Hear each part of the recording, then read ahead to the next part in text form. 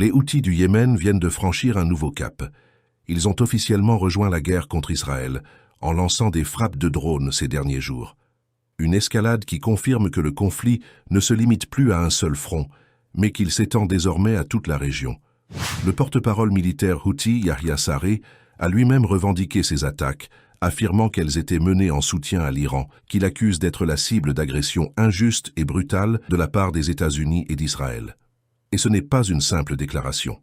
Depuis fin mars 2026, les Houthis ont effectivement lancé missiles et drones vers Israël, marquant leur entrée directe dans ce conflit régional. Regardez.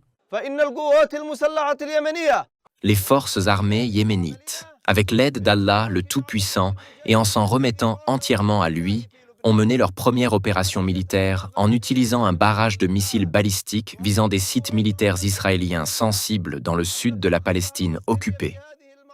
L'ennemi américain et israélien doit répondre immédiatement aux efforts diplomatiques internationaux visant à mettre fin à l'agression contre l'Iran et les pays de l'Axe. Cette agression est injuste, oppressive et injustifiée.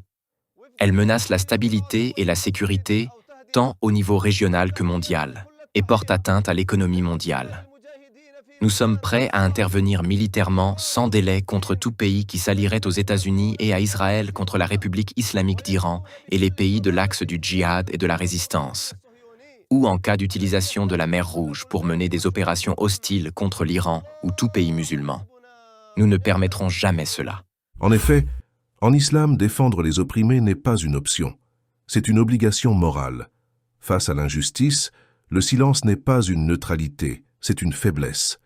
Le courage de ceux qui se lèvent pour se tenir aux côtés des musulmans opprimés nous rappelle une vérité essentielle. La dignité de la Oumma ne se négocie pas, et Allah est avec ceux qui défendent la justice. Merci pour votre temps.